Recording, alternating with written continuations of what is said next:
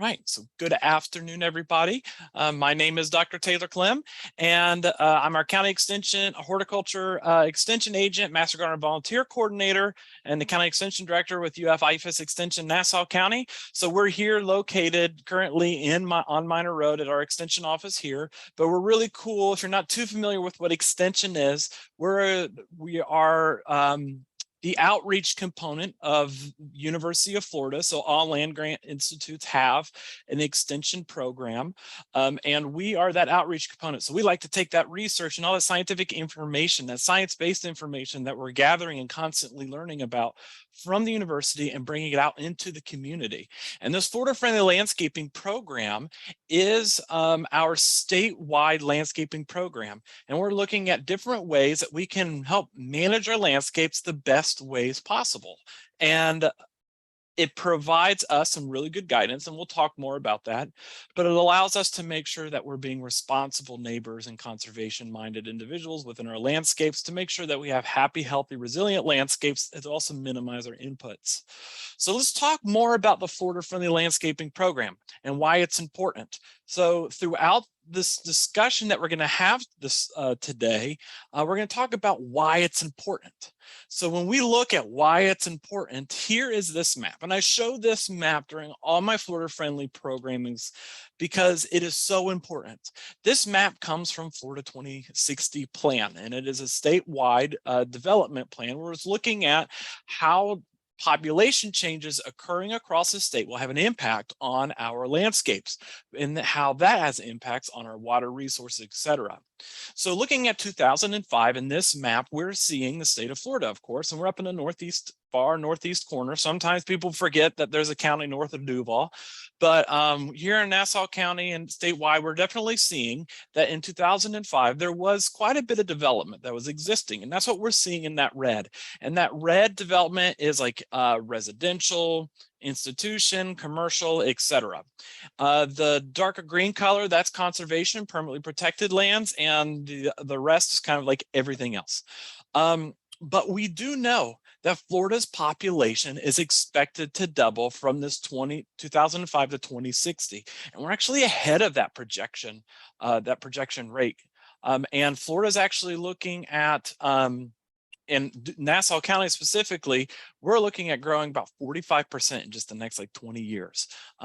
So it's pretty extensive.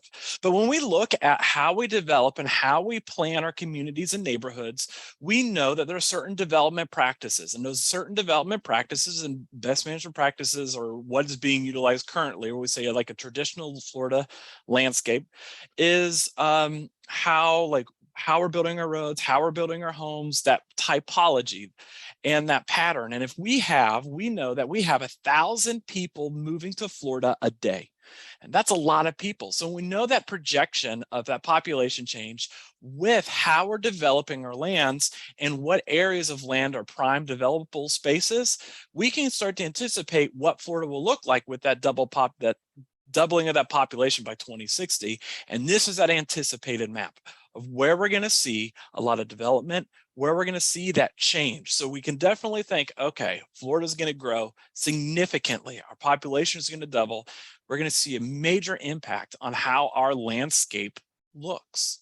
Many of us probably remember what Nassau County looked like, in the early 2000s. I mean, I do, and even some beyond that.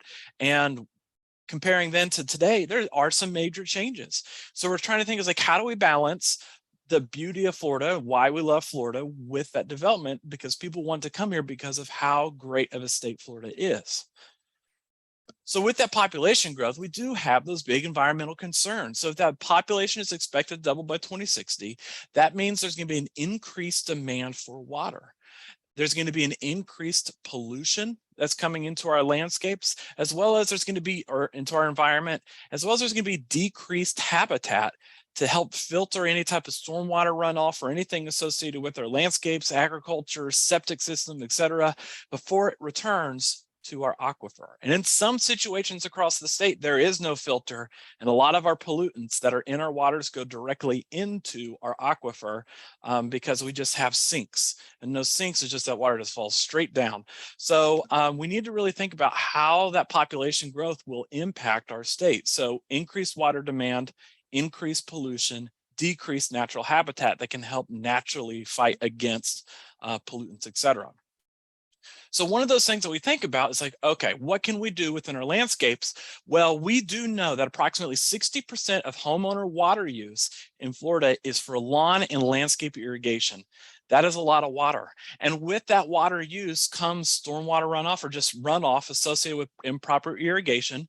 But also if there's improper fertilization use or pesticide use, we see a lot of that loss into our water bodies, especially with like fertilizers with our nitrogen and phosphorus. It can lead to algal blooms, and those algal blooms what lead to fish kills, health impacts, et cetera. And that algae bloom is kind of what you see on the right. And I grew up, when growing up, I remember seeing these algal blooms occur in like the St. Johns River and seeing the river flow green in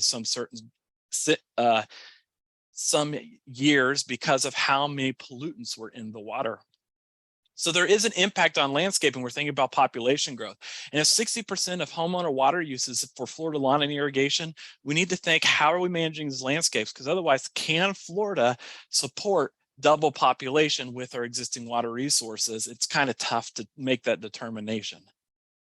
So we do have these essential questions. What is a Florida Friendly Landscaping Program? Because with these concerns is kind of why the Florida Friendly Landscaping Program exists. And it goes beyond that before that 2005 to 2060 map, because the Florida Friendly Landscaping Program are actually celebrating 30 years, but they're just kind of looking at there's a need for this type of program to exist. So we're going to talk about what is a Florida Friendly Landscaping Program and a little bit more about why it's important and what are the resources that you have that are available to you. So the Florida Friendly Landscaping Program, in a nutshell, in a very basic nutshell, it's just a way for us to maintain attractive yards, to maintain our landscapes that are friendly to wildlife, environmentally responsible, and they can be less work than a traditional landscape. The ultimate goal of the Florida Friendly Landscaping Program is really to conserve water, protect water quality, as well as a way to help support biodiversity and wildlife habitat. So the Florida Friendly Landscaping Program is kind of looking at how do we properly live within the environment in a responsible way that helps conserve our natural resources, help protect them. And some of the things that we kind of hear about Florida Friendly landscapes, well, actually, let me say this. In the chat box, if you're familiar with Florida Friendly landscapes, what are some of the terms that you have probably heard associated with them? And you can put that in the chat box. What is something that you've heard about the Florida Friendly Landscaping Program? I want to hear initial thoughts, and I'll tell you some of the terms that we hear in Extension periodically.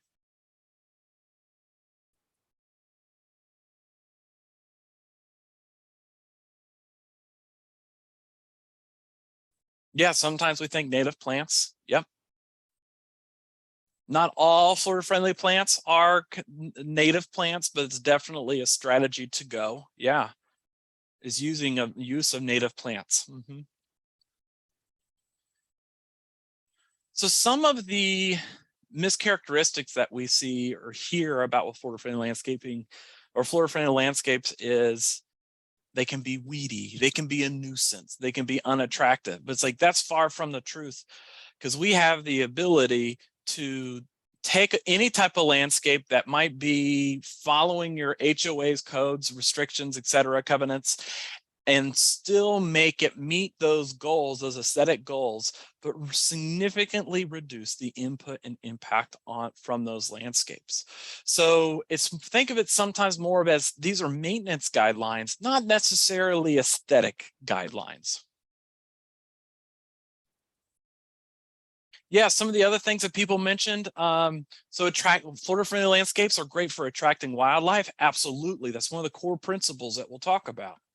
The use of native plants, pollinators, water management, that's huge.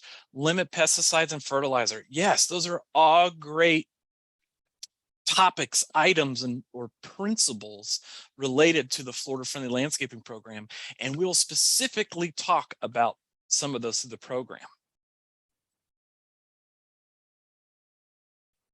So to get us going, let's look at what the Florida Friendly Landscaping Program is. So we know it's just a statewide program that has to do with best management practices, and we're actually celebrating our 30th anniversary this year as a statewide program, which is so exciting. And you can actually go onto our webpage and pull up all these different resources for the FFL program.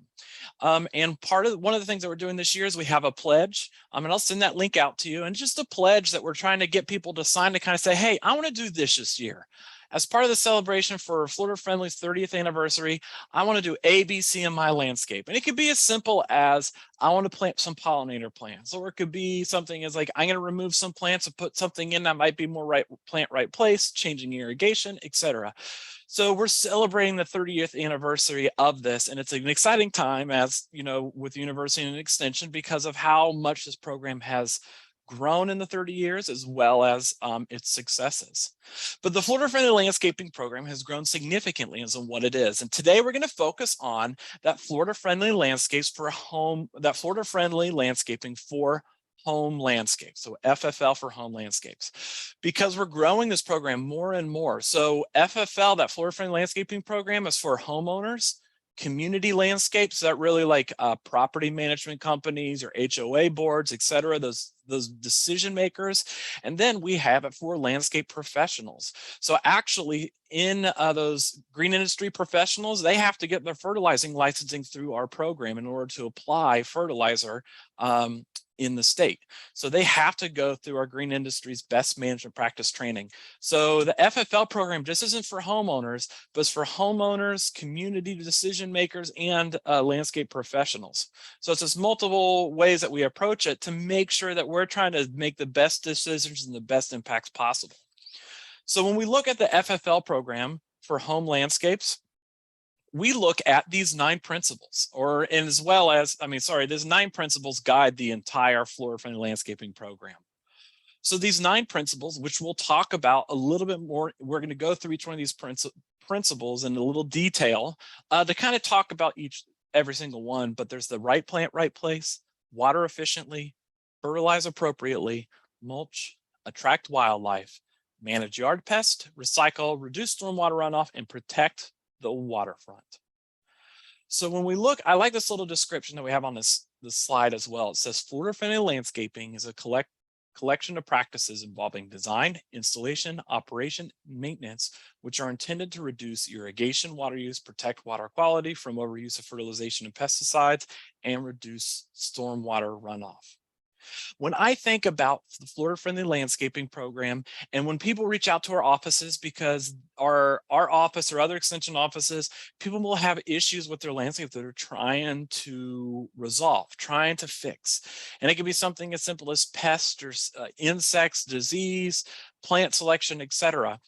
But it's so important to note that so many of the landscape issues that we see in our communities and in the state is, I use the term over loving the landscape. So there's a lot of decisions that are done, not out of, there's a lot of decisions that are done that aren't, they think that they're being done to help protect the plants, but sometimes it can make things worse. And a lot of that over loving the landscape leads to a lot of our landscaping issues. What do you think is one of our common landscape issues that lead to impacts or our landscapes not doing well? You put that in the chat box. What do you think is like some of the most common issues that lead to our landscapes doing poorly?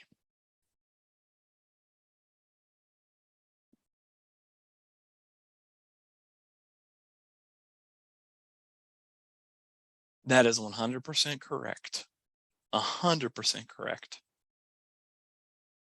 I'll tell everyone what this says in a second, but I want to hear if anybody else has any other thoughts. Yeah, yeah.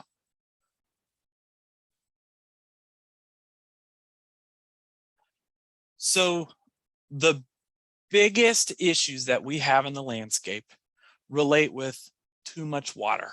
When something looks sick, when something looks ill, our first instinct is to water, to irrigate, to water, put more water on it, but that actually proliferates problems and makes problems way worse. Some of the biggest issues that we see in a landscape is we water too much or irrigate too much. And because of that, it leads to other things like fungus. Insects come into your landscape and create, or some pests come into your landscape and create issues. Over fertilization or improper fertilization is very bad. So that can lead to water contamination, but can also significantly impact the overall health of your plants. And then how we're managing pests, not necessarily pest control operators, because they do really, really well. But when we think about that pest control, it's making sure that we're following it and doing it properly and making sure that we're not put into a bad spot and applying pesticides improperly. Yeah. So, and then a comment of poor soil, too much water, inappropriate light. Yeah, so we're just putting the wrong plants in the wrong place. And if we follow that first principle, which we'll talk about, that right plant, right place, that's really going to be the crux of the entire program, the entire FFL program. If we follow this rule of right plant, right place, we have the ability to make our landscapes be more successful. We have the ability to allow our landscapes to take significantly less impact, because if we put them in a spot where they naturally thrive, they'll be resilient. They'll be able to withstand pest pressure, pest damage. They'll look really nice with almost no impact or no input. So we'll talk about each one of these principles because that detail that exists with them is very important. And at any time, feel free to put any of these questions related to this in the chat box, and I will be asking questions along the way. So usually when I've done this program in person, it becomes more of a dialogue, but it's harder to do that on a webinar. So right plant, right place.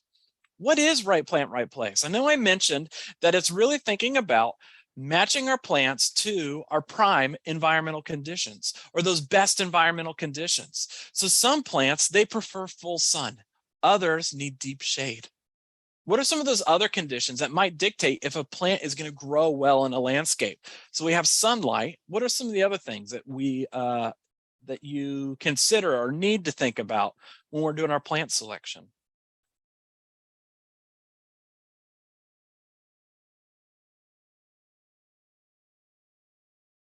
Yes, that's right. Temperature is very, very important. I mean, we learned that. So we use the USDA hardiness zone. That's our nationwide. That's our standard practice that we use to understand climate temperature, that median winter low. And that allows us to determine which plants grow best in our landscapes. So if we followed right plant, right place, predominantly Nassau County is in USDA zone 9A, and the far west side of the county is in 8B, so it's slightly cooler than the coastal areas. And if we planted our plants according to that 8B, 9A category, when we had that big freeze come in around the Christmas and the holiday time, then our plants would have been totally fine. Sometimes they may see a little damage during a very hard freeze, but they wouldn't be covered. We start looking at damage associated with some of the plants that aren't tolerant to those cold temperatures. So temperature, or that hardiness zone of plants, is going to be very important. So we look at sunlight, hardiness zone. We look at types of soil drainage. So how well does your soil drain? Does it drain really well, like some of our really sandy areas, or maybe you have some clay confining areas in your soil, so water likes to sit and puddle and sit for a long time. So some plants really need well-drained soils, while others, they need to have wet to medium wet soils. So then we can make sure that we're putting those plants in those correct places. So soil type, temperature. What are some other things that you might think about?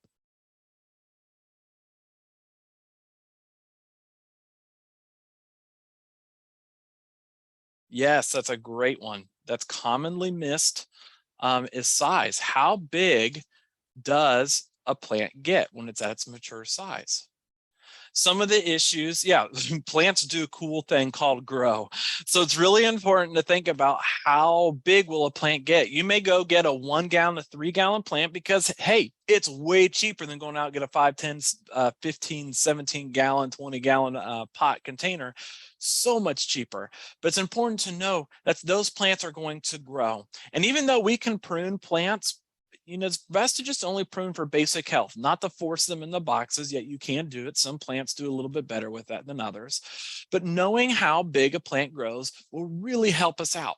So knowing about that mature width and height will allow us to think about locating those plants around our building. So like one of my landscaping pet peeves, I don't want to knock on a sweet viburnum because they're great plants in the right place, but they're commonly planted along foundations of homes, and they're cheap, they're easy to get, you can plant them, they grow quickly, but they grow so quick and they actually want to get like 15 to 20 feet tall, and they're going to be blocking windows. And so you're constantly going to have to prune them to keep them at a height that's more appropriate for your landscape. So it becomes a constant battle with pruning and maintenance, and that impacts the overall health of that shrub.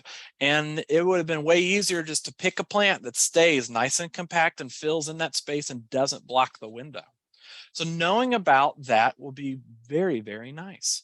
And then one thing that was kind of mentioned in the chat box is really nice is you can think about how does that plant fit in relation to other plants. So making sure that when you're selecting plants, select plants that grow well together. So any drought tolerant plants, put them in. Pest resistant plants, if you can find those specific pest resistant plants, you can put those together. So you're trying to group like similar characteristic and growing condition plants together in big potential clusters. So with right plant, right place, it doesn't necessarily mean native or native only, because there's a lot of our disturbed areas that we have a hard time establishing some of our native plants.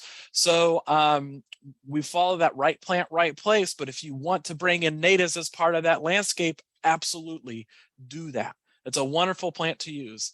Any native plants are wonderful plants to use because of the benefits that we can have with them.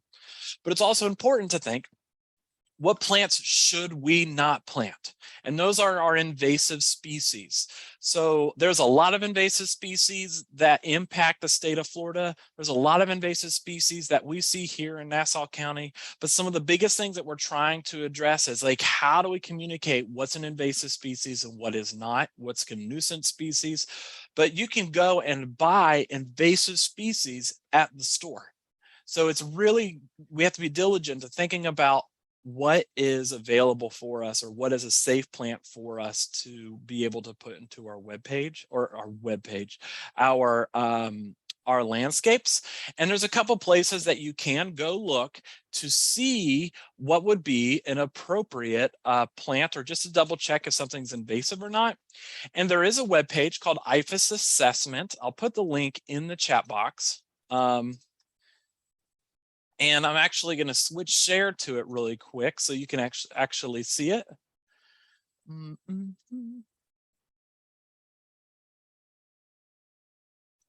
Okay, so you should see this web page now. So this is our IFAS assessment web page, and this is always changing. As we learn more about plants, some of the things that we can see in our landscapes that I'm going to do it this way. I'm going to pull up a plant.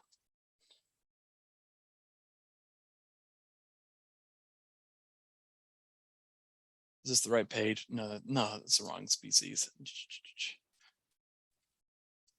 So this is the IFAS assessment webpage, and it's constantly being updated by the University of Florida to kind of look at what plants are invasive, which are not.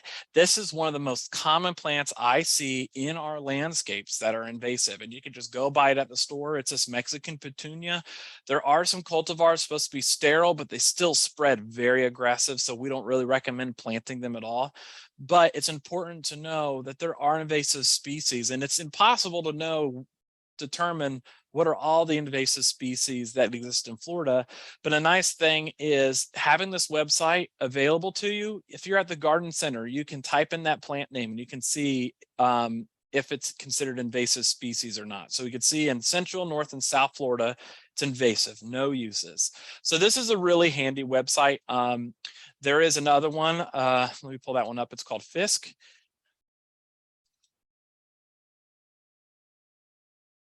So Florida Invasive Species Council, and they have another list of plants. It's very similar to the IFAS assessment, and they update it on a regular basis. But it too has a list of the invasive plants and different categories of invasiveness that they classify. So these are two really good websites that you can use when you're thinking about right plant, right place. So continuing on, so when we think about right plant, right place, if we start there, if we start making the correct plant decisions for our landscape, it allows us to make sure everything else is easier. We have to do significantly less work. It helps protect our landscapes. So right plant, right place is the first best step that you can do in that planning and management of your landscape. Principle number 2 is water efficiently. So water efficiently, going back to that 60% of residential water, 60% of water use is attributed to residential landscape irrigation within those homes. So we look at, okay, how do we improve our irrigation systems? So the best, if you're following right plant, right place, and you have plants that are drought tolerant, etc., in your landscape, you have the ability to just turn your irrigation system off. Turn your system off, and that's actually the recommendation is once your landscape's established and you're following right plant, right place, just turn your system off. Only irrigate when your plants show sign of drought. So in the winter time, we're going to play a little game. In the winter, this time of year, how long do you think on average you can go? I'm going to put this in the context of turf grass. How long do you think you can go between watering events? And when I say watering events, that could be rainfall or running your irrigation system.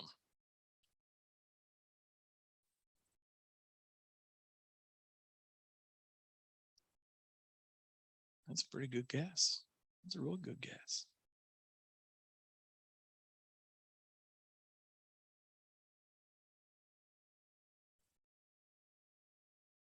Yeah, so when we're thinking about timing between watering events in the middle of the winter, so the St. Johns River Water Management District does have irrigation restrictions during this time of year as once a week, but that's still way too much for our landscapes because they're not transpiring as much. There's a lot less transpiration. It's about, depending on the climate conditions, it can be 14 to 21 days between watering events. And if we're getting rain on a regular interval, cool, we don't have to run our irrigation system. We've had enough rain for over the past about a month and a half that I haven't run the irrigation system because we've had more than enough rain. And so that's important to think. But what about the summertime? Well, the summertime's a little bit harder because the heat variation and plants are actively growing, so transpiration rates kind of fluctuate. But in the summer, St. Johns River Water Management District, you should only irrigate your landscape twice a week. That's the restrictions, twice a week. But still turn your system off and only irrigate when needed. And in the summer, conveniently, that's our rainy season. So we have the ability to make sure that our irrigation system is only running when necessary. And we can, even with our most intensive heat, no rain at all, you can usually go 3 to 5 days between watering events. So you're looking at once or twice a week your applications in our most serious droughty hot conditions. Up here in North Florida, but you can easily go 7 to 10 days if it's a little bit better condition, which is wonderful. So, and that's in the middle of the summer. But again, that's our rainy season anyway. So usually once the rains kind of actually creep in around July, I always think it's like 2 or 3 o'clock. You can always tell what time it is because our rains come in right in the middle of the day. So we're thinking about the timing throughout the year that we need to water efficiently, but also we need to think about the time of day because plants have the ability, we want to put out a certain amount of water, about a 1/2 inch to 3/4 inch of water per application. And when we put that out, we want to only make sure that we're putting it out at a time where the water can be used most effective in the landscape. And we do not want to irrigate at all. Do not irrigate between 10 a.m. and 4 p.m. because of wind, because it's so hot, you're going to lose a lot of water to evaporation. The best time to irrigate is actually in the morning before 10 a.m. because you're able to get a lot of water to the plant's roots in time before our heat comes in. And as well as once we kind of get to the heat of the day start coming in, any excess moisture that might be on the leaves will evaporate off the leaves. Because if we irrigate at night or in the middle of the night, if we irrigate at that time, we're going to have moisture sit on our leaves, and that moisture will sit there all night long. And that temperature, high humidity, and moisture, what do you think that's perfect for?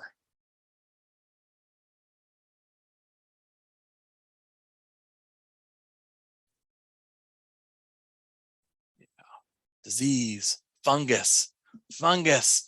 Yeah, that's prime time for a fungus to have that moisture sit on the plants. Now you can theoretically, you're allowed to irrigate in the evening, but at night, but I prefer, it's recommended the prime time is going to be that early morning before dusk or right about, up to that 10 a.m. period. So then excess moisture has the ability to evaporate from the leaves to help keep them dry because you need the water in the soil, not on the leaves. So thinking about that annual timing is going to be important. Thinking about that daily irrigation time or what time of day is going to be important. But ultimately, remember, just turning off your irrigation system. And there's other ways that we can help make sure that watering efficiently is look for ways that we can reuse water using drought tolerant plants. There might be parts of our landscape is like you may have a turf grass area that needs maybe more water a little bit more frequently than a shrub area. So you can actually turn those specific zones off so you don't have to run water on your ornamental shrubs, but you can put that water just on the turf grass. So you have the ability to kind of control your zones a little bit to make sure you're only putting water out where it's needed, as well as thinking about what kind of dispersal system we do have. Micro irrigation systems is the bomb. It is the best. Using micro low flow systems in our ornamental beds, that's going to be in a way that's like those little tubes that we can put underneath the mulch along the root balls of the plants, and the water will come out of those little tubes. Not like a drip hose, but there's like every 12, 18, 24 inches, depending on which one you get, or you can even put your own little emitters in where the water comes out. But you can then precisely put water right on the root zone of those plant material. So your use efficiency of that water is like goes through the roof, and you're using significantly less water. So in 2018, I think we published it, but we did some research from 2013 to 2016, comparing what we call a traditional Florida landscape. So that was like 75% turf, 25% ornamental beds, compared to a Florida friendly landscape, which was 75% ornamental plants and 75% ornamental, 25% turf. And we managed both of those landscapes following Florida's friendly landscaping's best management practices. So we made sure that we're using, like on the traditional Florida beds, we were using pop-up rotors on everything on the traditional landscapes, we're using pop-up rotors to irrigate everything. It's similar to what you see on that image on the left. But then on the Florida friendly side, we used low flow or micro irrigation in the ornamental beds. And we used pop-up rotors just in the turf grass. And we turned the Florida friendly landscaping program off, like the irrigation completely off, never ran it. And at the end of like the 3 years that we were running that study, the landscapes looked exactly the same. And actually we had more instances of weeds and disease pressure in that traditional Florida landscape. But when we look at those water savings, what percent savings do you think we had comparing a traditional Florida landscape to that Florida friendly, just from looking at water use? How much water savings did we have? Percentage, about 25% saving, that's one guess.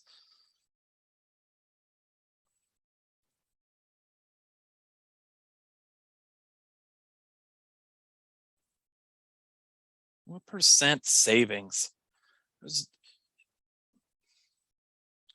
So So we have the one guess that's the 25%. That's a pretty good guess. It's a much higher number than that. We actually had, oh, there's 75%. That's closer.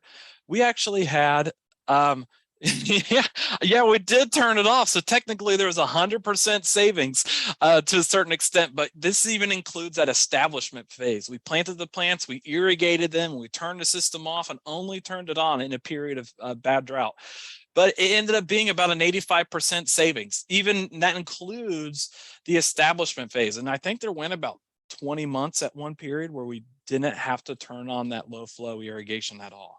So it's about an 85% water savings.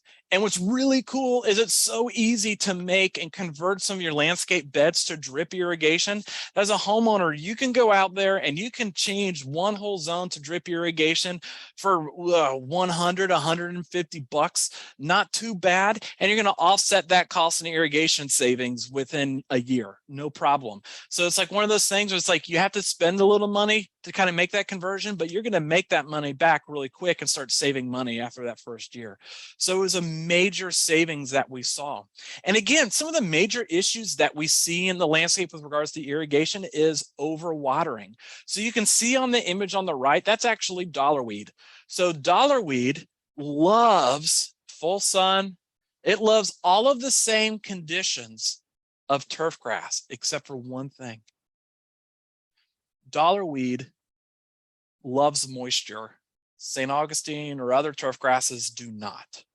So if we're having dollarweed pop up in our landscape, there is a really, really good chance that you're just overwatering.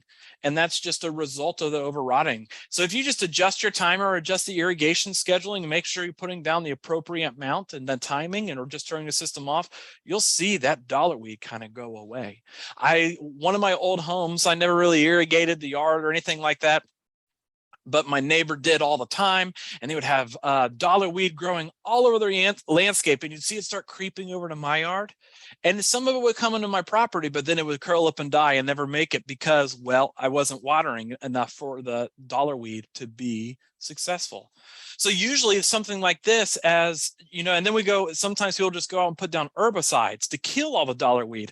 Well, then you're putting down a bunch of herbicides. Whereas if you just adjust your irrigation and make sure you're irrigating appropriately, you don't have to put herbicides down, and you're going to reduce the amount of water you put in your landscape. And that's just one example.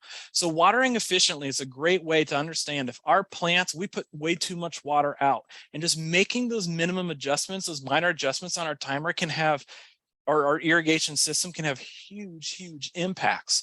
But starting with right plant, right place, that plant selection will get us moving forward to make sure that we can water our plants as effectively as possible. And think about irrigation as a tool to be used only when plants aren't getting enough water, not to be something that we just set and let it run on a regular basis. So think about it from a just slightly different perspective.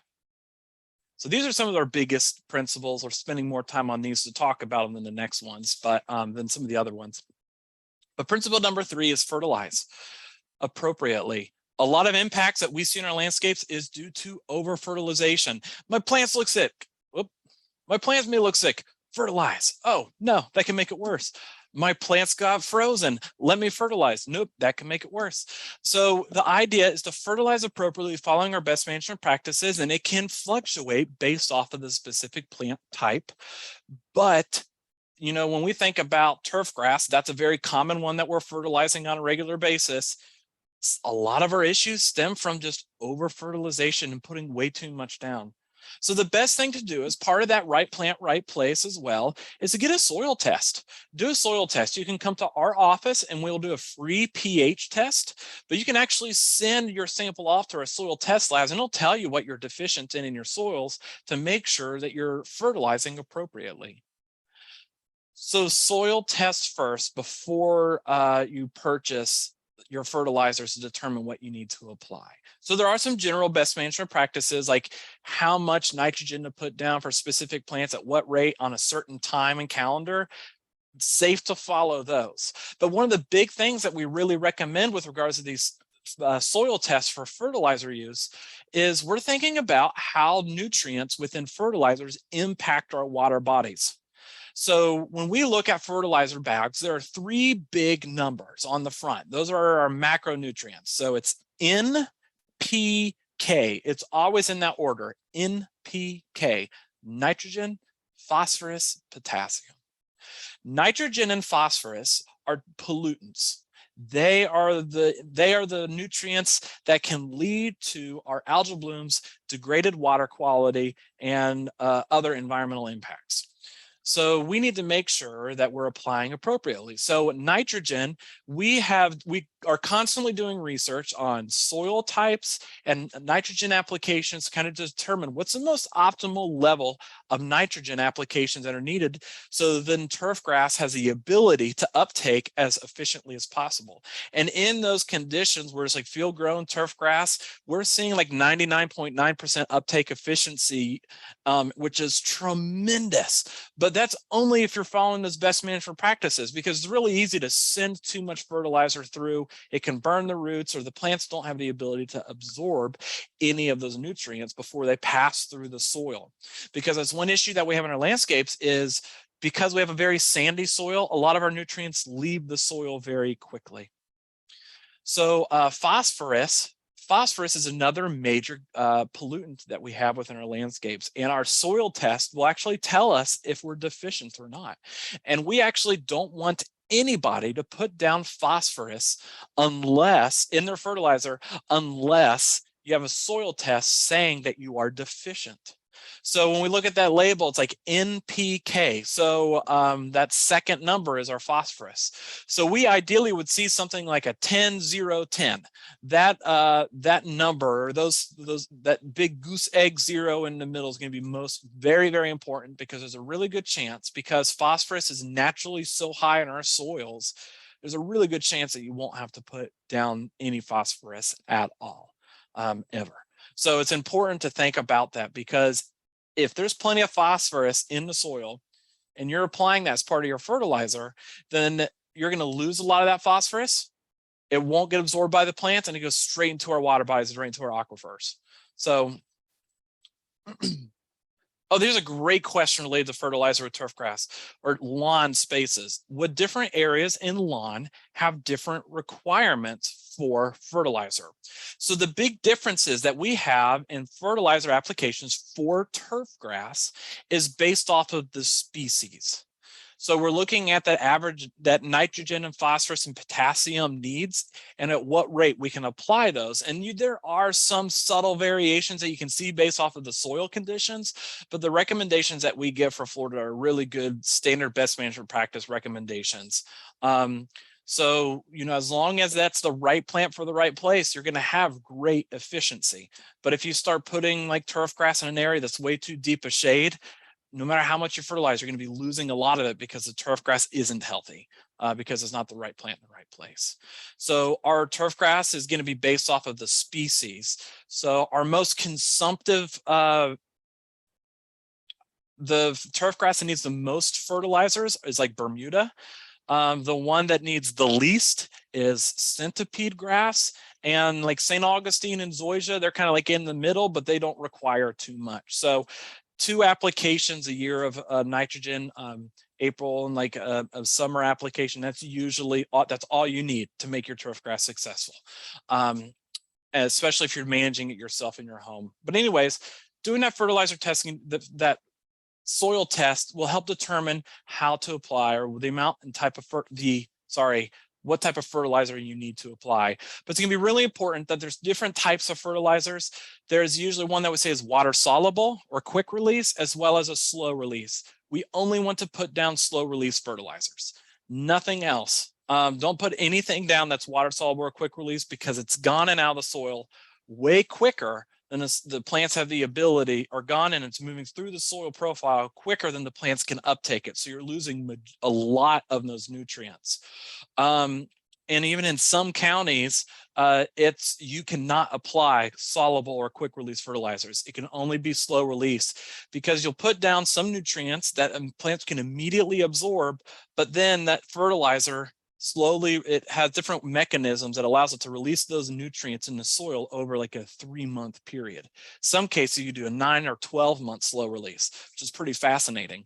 So it's important to think, because what that does is that's releasing those nutrients as the plants need them with that slow release. So it allows you to push and use those nutrients and that fertilizer way more appropriately to help protect the water. So the biggest thing for this principle, get a soil test. When you're fertilizing, use slow release fertilizers and use that soil test to determine what kind of fertilizer you need to put down. So great question. What brand do you consider for a slow release fertilizer? It's not a specific brand per se, but the important thing is looking at that fertilizer label, because it'll tell you what percent of that is slow release nitrogen. So we're basing off the nitrogen, and we want to have at least like a 30% slow release. So if I'm looking at a label and it's 10-0-10, so 10% of that bag has nitrogen in it. And I want to know how much of slow release nitrogen there is. So if you look at the like, looks like a nutrition facts label on your fertilizer, you go to the very bottom and it'll actually have like a little asterisk. It'll say X% slowly available nitrogen. Cool. So say we have a 10-0-10 and you look at that bottom and it says 3% slowly available nitrogen. 3 divided by 10, 30. That's a slow release, but it says like 2.5% slowly available. That's only 25% slow release nitrogen. So you got to like do mental math. It's not super easily labeled on those fertilizer bags, but some fertilizer bags will have slow release fertilizer in huge letters on them. So it can be, and you can go to the store and it can, sometimes you're sitting there and you'll see 100 bags of products of different types of fertilizers, but there might only be a handful of them that are slow release. So sometimes it takes a little searching. But like Lesco, Scott's, you can find them at like the big box stores and locally. Great question. But slow release fertilizers, do your soil testing. Soil test, like a full nutrient analysis, is only $10. And if you have questions on how to do that, reach out to us. We can show you and teach you. It's super, super easy. Principle number 4, mulch. Mulch, believe it or not, we're trying to like update. We're thinking about if there's a way that we could change this principle name, but mulch is so important, because people sometimes think, what's mulch have to do with it? Well, you want to put down a 2 to 3 inch layer of mulch, whether it be pine byproducts, natural leaf litter. So when I say pine byproducts, like pine bark, pine straw, you can put down natural leaf litter, utility mulch, the stuff that's just chipped up after a storm. You want to put down 2 to 3 inches, because it helps retain soil moisture. So there's a lot less moisture loss within the soil, helps with that, extending that period of irrigation. It also suppresses a lot of the weeds. So it helps outcompete a lot of the weeds that may want to pop up, and it has the aesthetic quality, obviously. So mulch then will break down and it'll help build organic matter within the soil. So there are some big no-nos when it comes to mulch, though. I don't want to see anybody do cypress. I don't want to see anybody do cedar. Those are bad. Don't do anything dyed. Don't do it. Those aren't Florida friendly. So if you came to us and you actually can, we'll talk about it in a bit, but you can actually get your yard recognized as a Florida friendly landscape. If I show up at your yard and you have cypress or cedar, I was like, sorry, you can't get it, because that's a big no-no.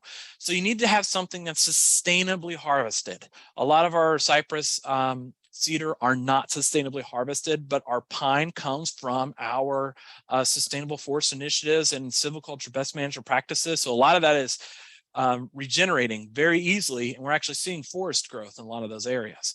So mulch, that source is going to be important, but it has that aesthetic quality. My personal favorite, I prefer, is pine straw, because a single piece of pine straw will float away in water, but once you put them down in the mulch bed, they all kind of link together like a blanket, and then that water will float right past it, and it'll lift very minimal or remove very minimum of it. Whereas if you have pine bark, it'll float and it'll disappear.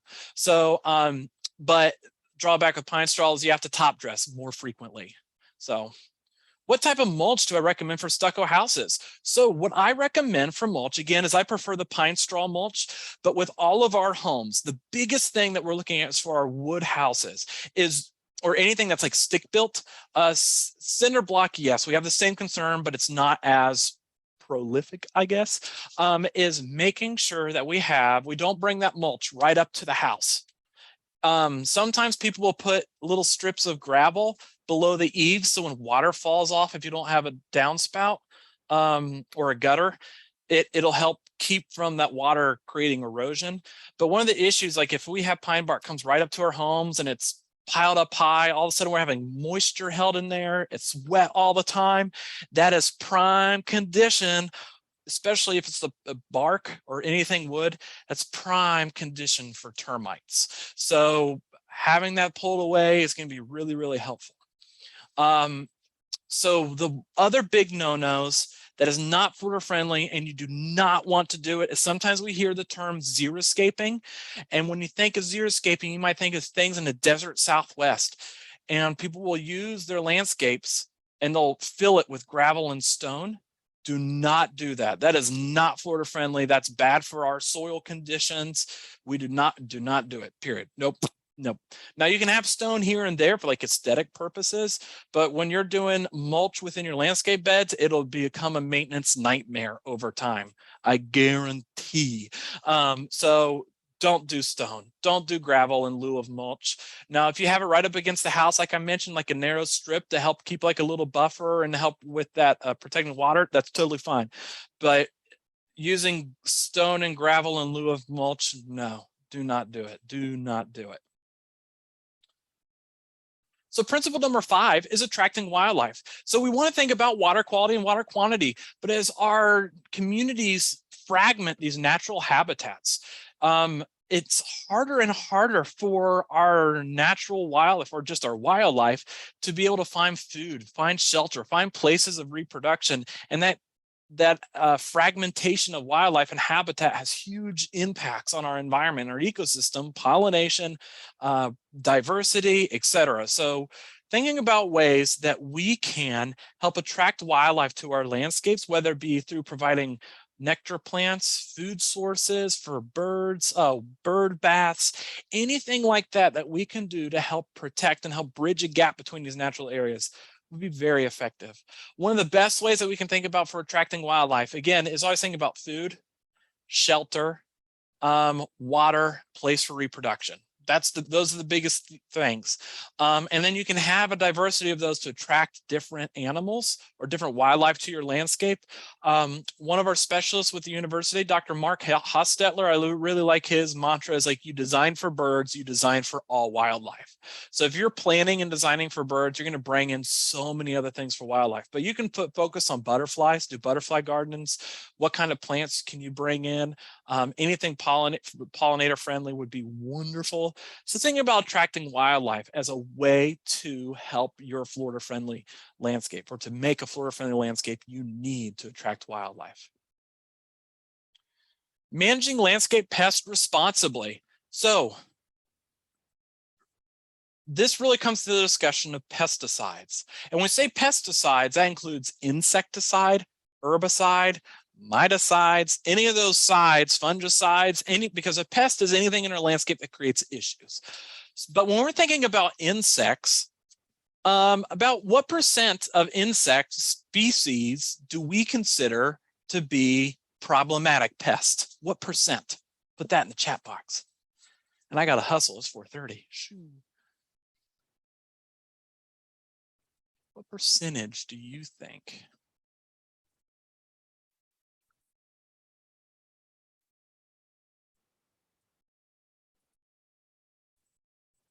Got a couple guesses coming in. These are good.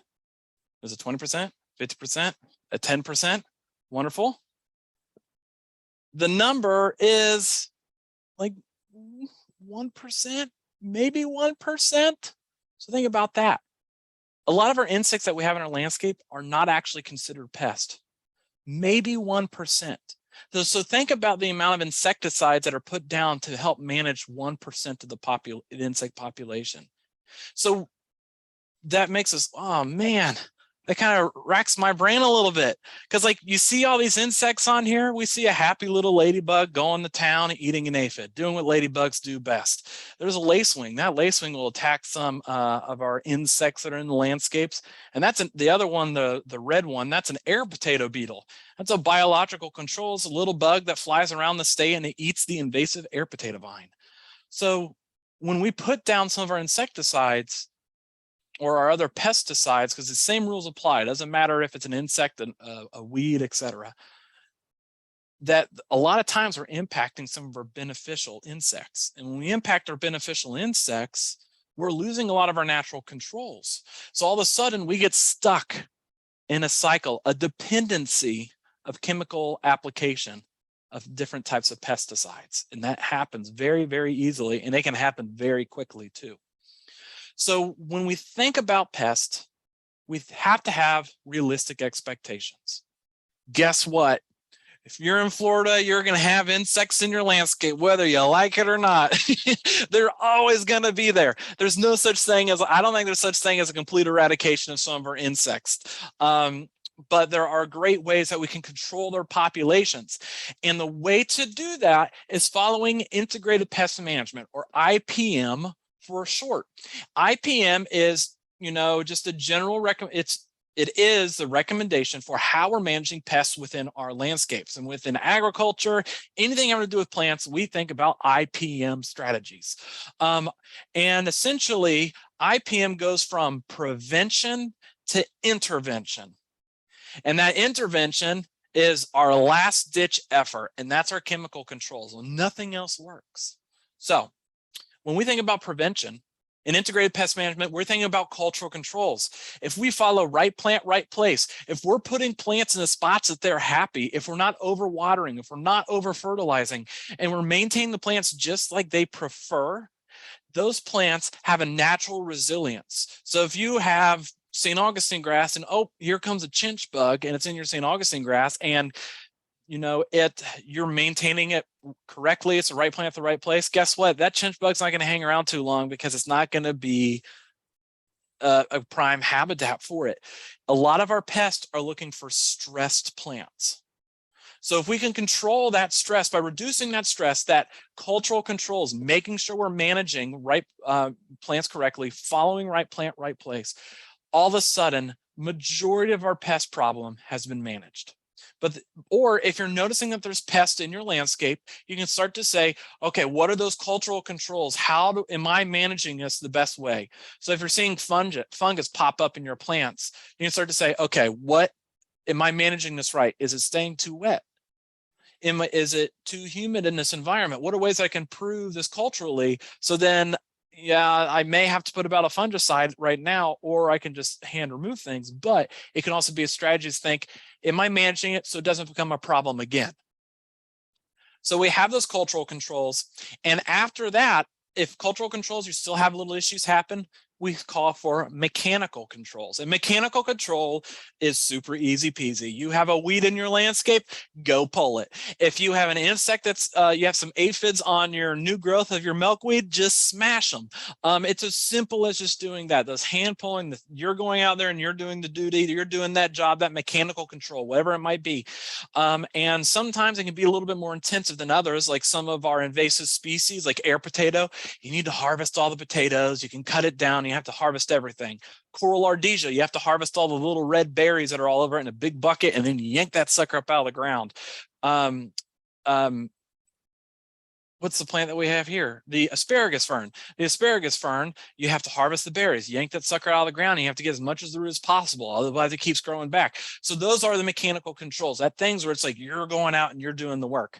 And if that mechanical control, it's not really cutting it because there's still so much going on.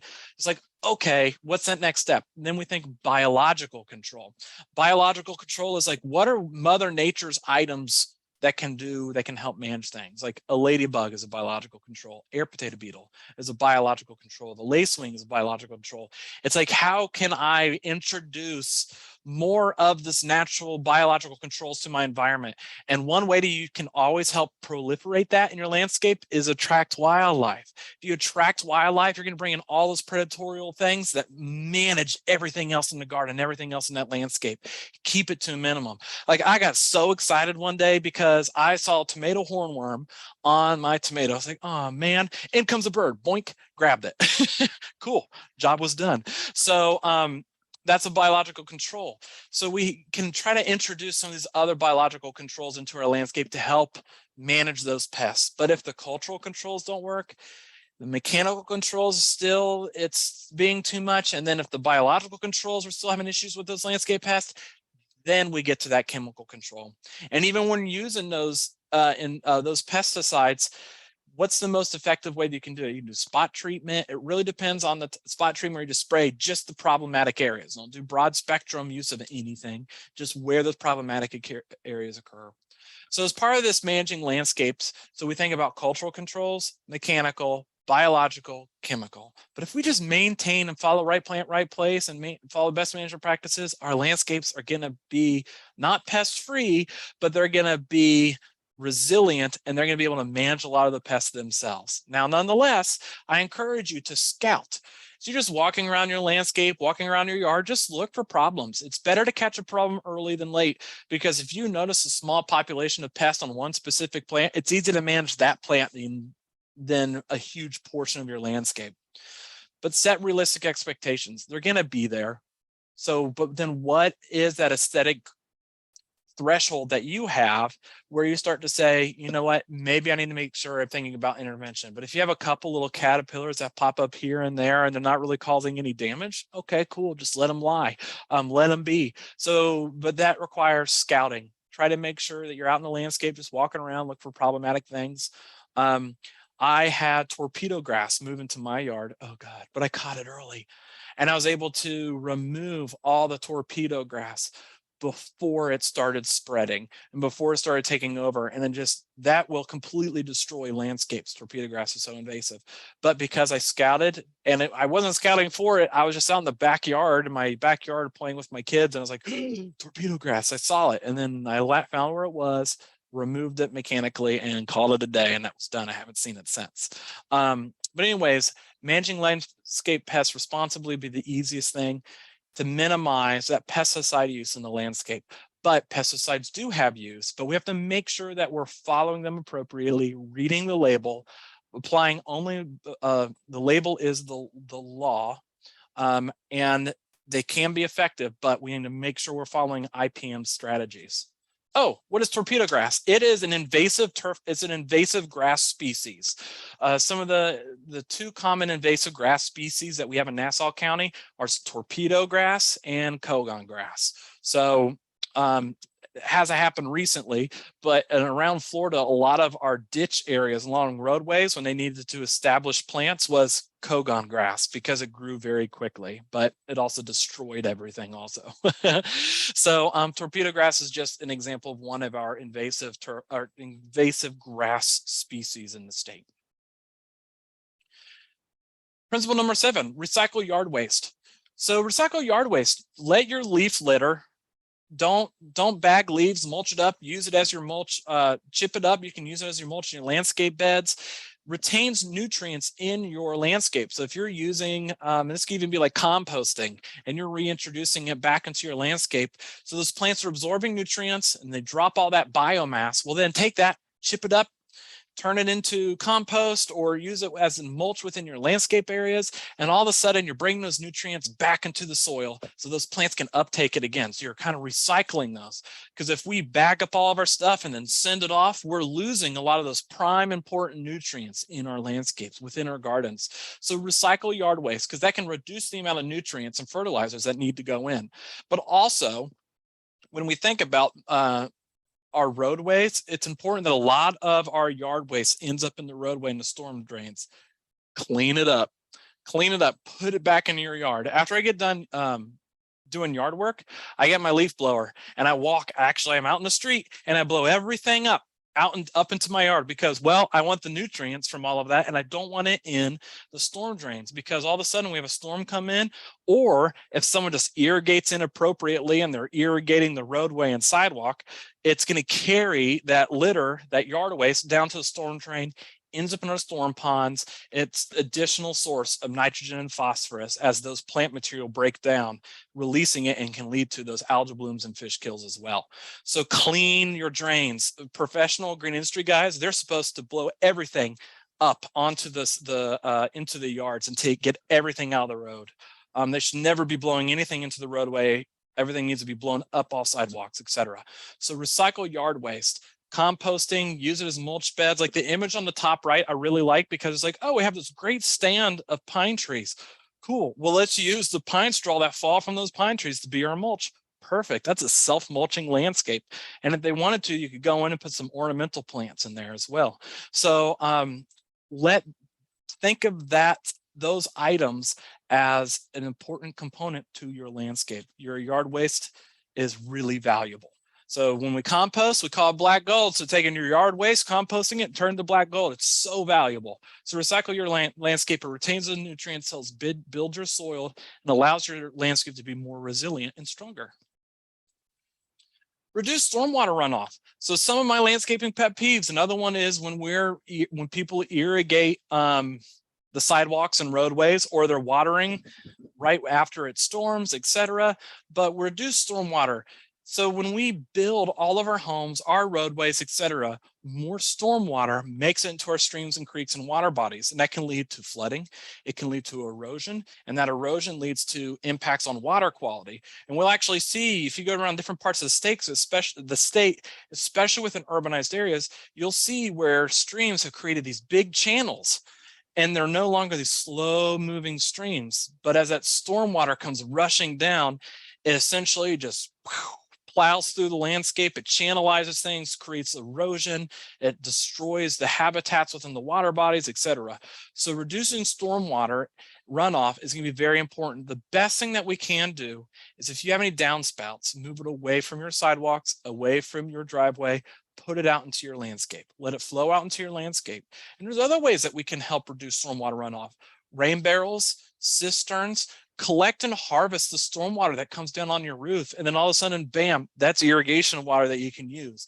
And it's actually in the state of Florida, you can, because of the amount of rain that we get, you can collect enough water in a cistern to irrigate your entire yard for the entire year, like no problem. And it's like, wow, cool. It requires a semi-large cistern, way bigger than a rain barrel. But just think about that for a second, is we collect enough rainwater from just like a single rooftop of our home to manage our landscape, that we could use that for irrigation if we wanted to. So any excess water, if we have the ability to collect, store, convey it on our landscapes, the better. If we have low areas that all of a sudden it's like water goes there and collects, rain garden, all of a sudden you're creating opportunities of where you can use that water to your advantage. But try to keep it off of from flowing off of our landscapes the best possible. But at least with the FFL, the minimum thing you can do is make sure you're directing all of your downspouts away from hard surfaces and impervious surfaces. Put it out in your landscape, your shrub bed, it'll go out in your turf grass and it'll percolate down. So think about that for reducing stormwater runoff. So we're not carrying nutrients, pollutants, etc. Because as that stormwater percolates through the soil, any of the contaminants that are within that soil, those plants in that soil have the ability to clean and mitigate to prevent the nutrients from making it directly to our aquifer or other water bodies. And principle number 10 is protecting the waterfront. I always like to ask people, where do you live? And when I say, where do you live? I'm not asking, usually people say, oh, I live in like Amelia Island, or I live in Fernandina Beach. I live in Callahan or Hilliard. They're going to tell me, or I live in Nassau County, Florida. They tell me these political boundaries. It's like, cool. I mean, that's right. That's what we're used to saying. But when we say talk about protect the waterfront, I say, where do you live? You may live in like the Nassau River watershed, or St. Mary's watershed, St. John's River watershed. So think about our watersheds from that perspective. Is where do you live? What watershed do you live in? Because no matter where you live, you are directly connected to water. So when we think about protecting the waterfront, our decisions on our landscape, even if ponds and streams are miles and miles and miles away, our decisions have an impact on everything downstream from us.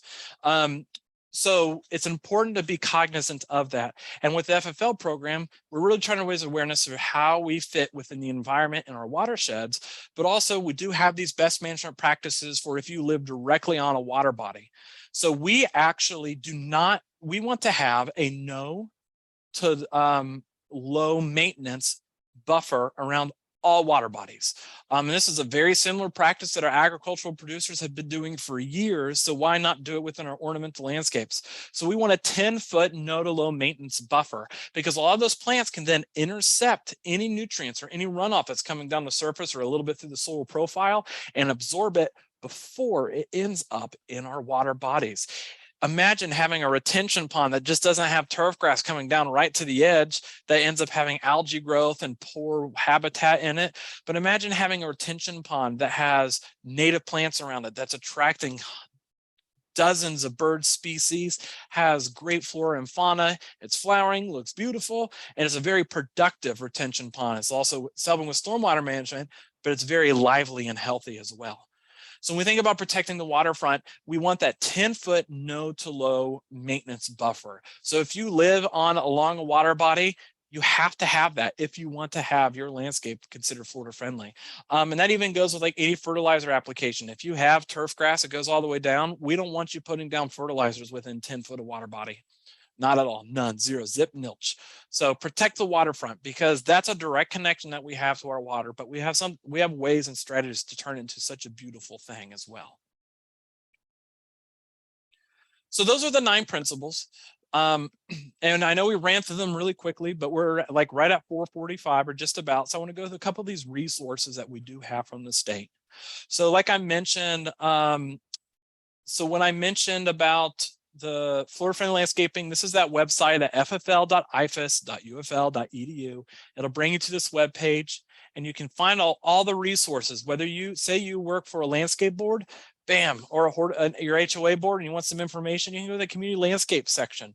Or if you are interested in the resources that are available for our green industry professionals, because you want to be able to talk with your landscape management company that you're working with, go to the landscape professionals. All these resources are 100% free. You know, you can call me and say, hey, Taylor, what's the best resource for ABC? And I'll give you all those resources that you need, because it's free. It's great. And the FFL for Home Landscapes, that has a lot of content. So this website is really, really good for you to have as a home base for all your maintenance, Florida-friendly landscape related resources. But some of the cool things that we do have now to help with that process, we do have some apps, and the best one, you can use your QR code, Zinc, to zip in on that if you wanted to, but also obviously I'm going to send you all this link. We actually have a plant selection guide. Now it's not all inclusive, but it doesn't have every single plant that could be considered Florida friendly, but it has a lot, and you can actually select your growing conditions in your yard. So if you're sitting in your front yard and you say, I want to put some plants in here, maybe it's under a tree, so you say like full shade, well-drained soils, and your USDA zone is 9A or 8B, whatever it might be. You put those conditions in, then boop, it'll give you a list of plants that's the right plant in the right place for that. It takes a lot of the guesswork out. And a lot of the plants that are on that plant selection guide, they have to be commercially available. That commercial availability is really, really important, because you can find some amazing plant lists, but good luck finding some of the plants that are given on that plant list. So that's a great app to have. Is that plant selection guide. It's free. Again, but there's also apps about butterfly gardens, types of plants, fertilizer ordinances. We don't have any in Nassau County, so it's not necessarily relevant for you all. But then there's also information in our new one. It's like our FFLB gardens, which is really cool. So we have some apps that you can download, and I really like that plant selection guide because it takes a lot of that guesswork out of what you can and cannot put in your landscape. And you can actually get your yard recognized as a Florida-friendly landscape, which is really cool. And if you think you're meeting all these different benchmarks, like, hey, Taylor, I think I have an FFL landscape, give me a call. We'll talk about your landscape. We'll talk about your garden. And then I have like a little audit checklist that I can come out if I think that you may have a FFL I can come out, we'll walk through that checklist together, kind of see what's working, what's not, and then you can get your yard recognized as a Florida-friendly landscape. And you get like a little certificate, which is really cool, but you can also buy a yard flag too. It's about this big, but that's the flag right there. That what you're seeing on the image, that's what the flag looks like. You can hang it in your yard or just get like a little tiny sign. But you can get your yard recognized as a Florida-friendly landscape, and it's a great way to kind of showcase to your neighbors in the community. It's like, hey, look, I'm doing something cool. I'm trying to be responsible with how I'm managing my yard. And if your yard's looking better than everybody else's, you're like, kudos, you know. We want to make keeping up the Joneses be very Florida friendly. So. And also another really cool thing is Flip My Florida Yard. I don't know if you've even seen this before, but this is actually a partnership with this Florida Discovery Channel. Chad is his name. That's the guy you see in the photo.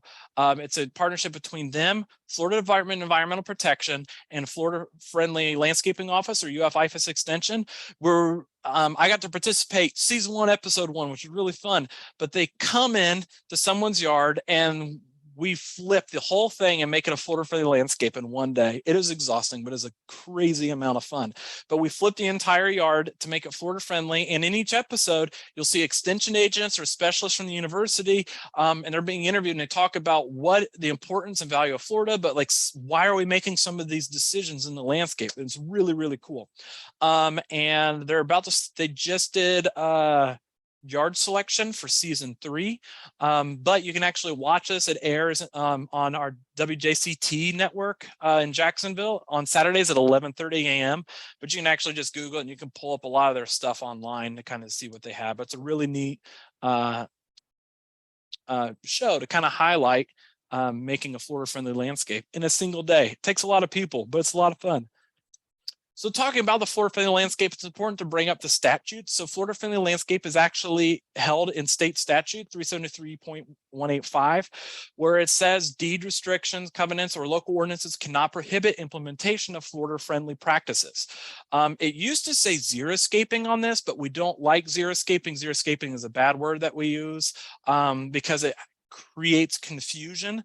So we've updated the state statute to say Florida friendly. And then also we've across the state, a lot of local counties, et cetera, or municipalities are changing their language as well to make sure it better matches the terminology from the state statutes as well. But it's essentially, there's no assigned agency that oversees enforcement, but it's a way that, like, if there's conflicts between communities, HOAs, and homeowners about what's Florida friendly or not, there have been some great workarounds that can do to keep things from going to lawsuits, because it does occur, because it can be difficult to determine what is and then is not FFL, because the program is broad and can be sometimes a little subjective. And HOAs, they have HOA restrictions on FFL. So some HOAs will have FFL policies, language in there, which is really great. Sometimes they might be in conflict, which can create some issues. But if you think about deed restrictions and covenants are in place to protect property values and often dictate specific plants from the FFL list that homeowners must use and have percent cover of specific plants. So a lot of times HOAs, their rules still technically fall within FFL policies, because remember, it's not an aesthetic thing, it's more of a maintenance decision. So I know there's a couple questions that popped up, but we'll just run over these essential questions. So we talk about what is a Florida-friendly landscaping program? Why is it important? So essentially we have these 9 principles. Start with right plant, right place. That'll help reduce the inputs to your landscapes, allow you to manage your landscapes better, allow you to help sustain and protect Florida's natural resources, because we all love Florida. A lot of us moved here. I moved here in 2000, but we moved here and we loved the state and we love being here. So it's important for us to think about, how do we protect, conserve the state for the future? And the Florida Friendly Landscaping Program is be a great way that we can make active decisions in our day-to-day lives to help think about Florida's water quality, quantity, our natural resources, and wildlife. So, and then why is the Florida Friendly Landscaping Program important? That's just what I mentioned. So anyway, so what is the FFL program and why is it important? And I think we hashed out a lot of it. You all participated a lot in the Q&A, which is wonderful. But feel free to reach out to me. This is my contact information. You know, like I mentioned at the very beginning, I'm currently standing in the Minor Road office. woo, that we've been waiting on for such a long time, and we're so excited to be here. The doors aren't quite open to the public yet because of our certificate of occupancy hasn't been issued, but it's just around the corner, and we'll make sure we let everybody know when that happens. But feel free to reach out to me. You can reach out to our Master Gardener volunteers. We want to help you create these solutions or give you those solutions to the issues in a landscape, or how to have these conversations with homeowners, green industry professionals, our neighbors, our community leaders, to make sure that we're doing what we can as a team, as a group, as a community, to help protect the Florida we know and the Florida we love. So I'll keep that contact information up. And I know there's some questions that came in, and we still got some time for questions. You know, I can talk all day about a single principle, but as we go through, we went through these 9 principles. I think it's important to think about what is the value that we can get out of the landscape. How can we optimize that value of our landscape with that input? And the FFL program can really helps us do it. When we think about the 9 principles, sometimes it can be overwhelming, but when it comes down to it, we find that just basic management goes a long way, and basic proper management goes even further. But anyway, so now's a great time. I am going to be sending everybody a program evaluation for today. I do that with everything, but I'll be in the follow-up email, and I'll be sending out the resources. But before we end today's program, I want to make sure that we have enough time to answer some of the questions that we do have. So one question that I have, I'll go in my list, and feel free to put any of your questions into the chat box, and I can help answer them. This question is, where can I buy water lilies? Ooh, those can be tough to find. A lot of our aquatic plant species can be tough to find, but I'm actually going to look right now in a wholesale database to see if we have anybody close by that is selling it.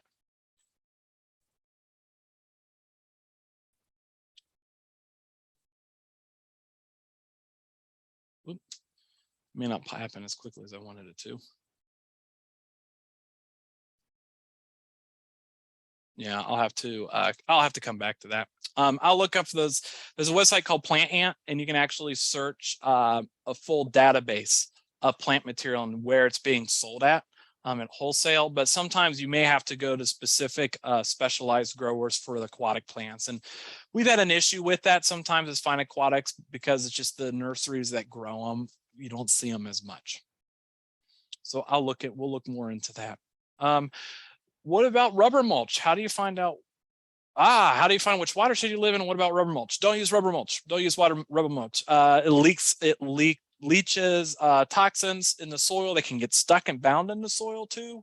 And it can also, it'll heat up the soil, and it can actually kill a lot of that beneficial organism that's within the soil as well. So don't use any rubber mulches. So to find your watershed, there is actually, let me double check the URL. And through the EPA, is this the right website I want? They call it a watershed address. There's actually a website they can go to, and you can actually find your watershed. Because they updated it. It's Surf My Watershed. That's what it's called. I'll put it in the chat box right now, that link, and I'll send that out later also. So it allows you can actually go onto the EPA website, and you can pull up a map. You can, I can type in the address. So 85831, I'll do Minor Road, Yulee, Florida. I'll do a quick share on this so you can see it.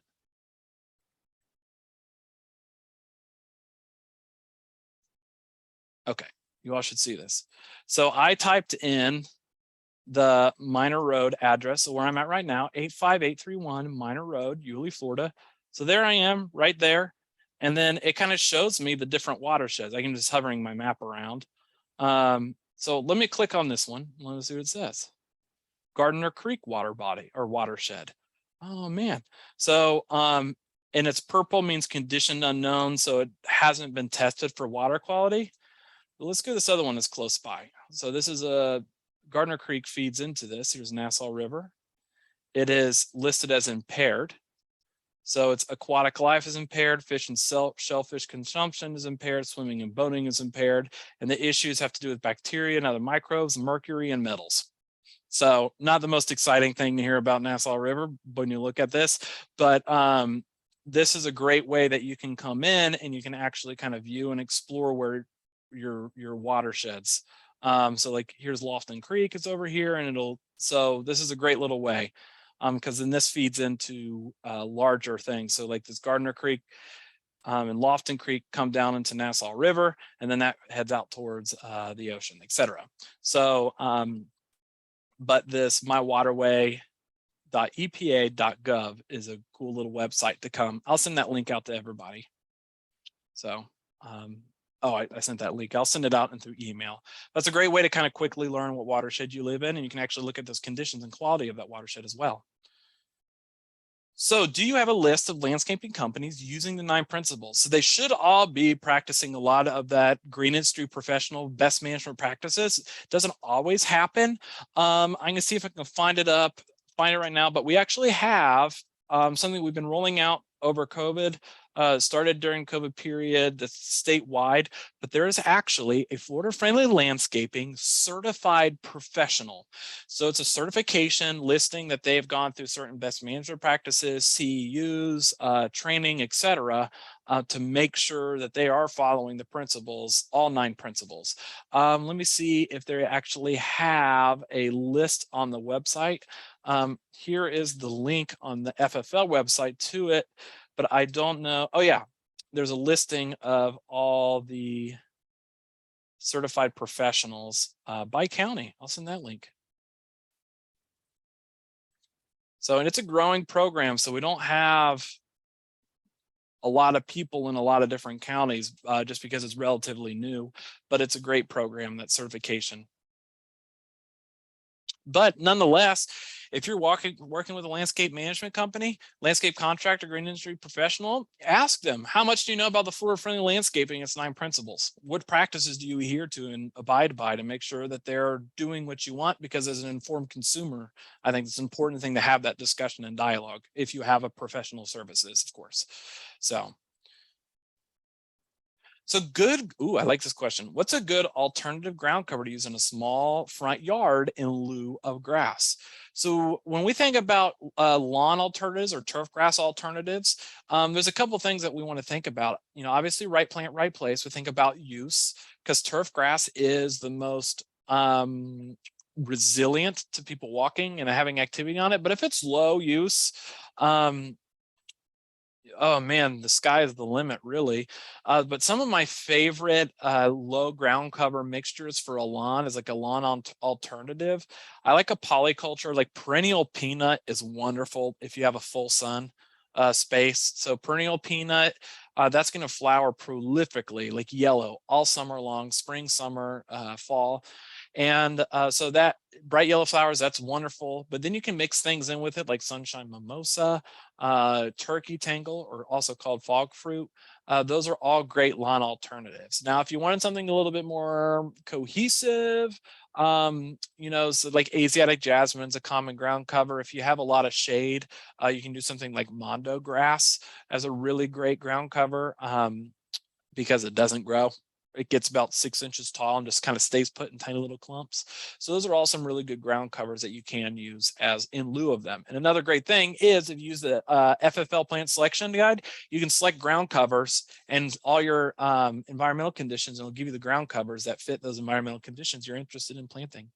So, and UF is actually working on putting together some recommendations for turf grass alternatives. So like looking at polyculture, so a mixture of different plants that we can use in lieu of just turf grass. So one of the examples they're looking at is like a mixture of bahia, perennial peanut, turkey tangle, and that sunshine mimosa, and some other like variations of those.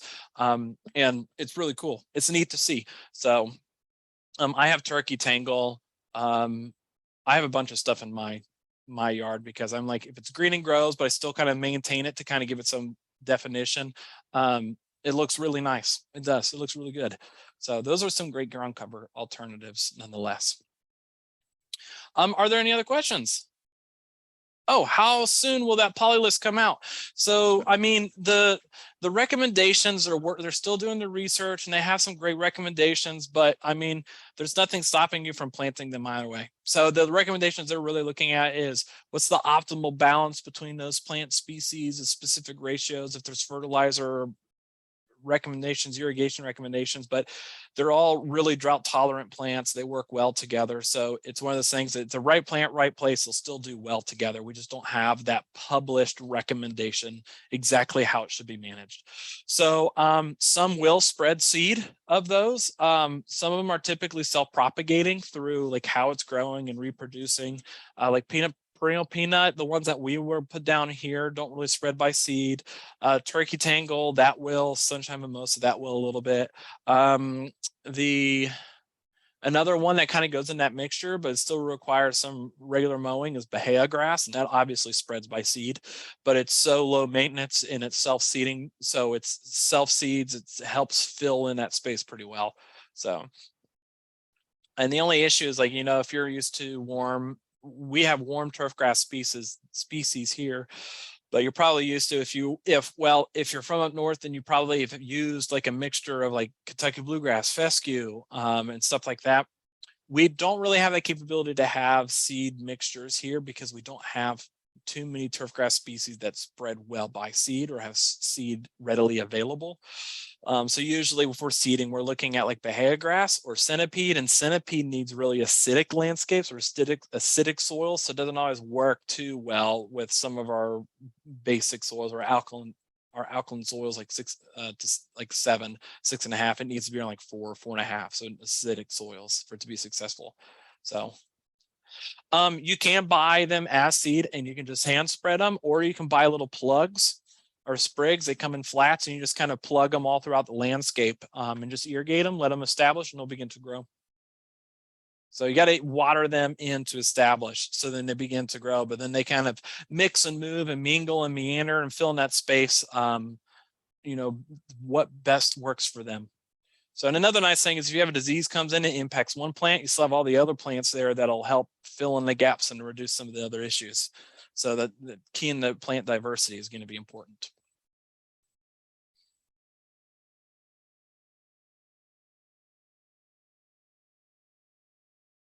So I appreciate everybody coming. I will do a follow-up email as well as that follow-up survey, but I am going to encourage everybody. I'll send that pledge out. I would love for you all to fill out that FFL pledge and kind of say, these are the practices I want to do. So think about that before you leave. If you haven't left yet, put in something in the comment box of something that you learned today that you would like to implement. But I'll follow up with all the resources today, and I'll make sure that you all get copies of everything. So I appreciate you all for coming. I'll go ahead and I'll stop the recording.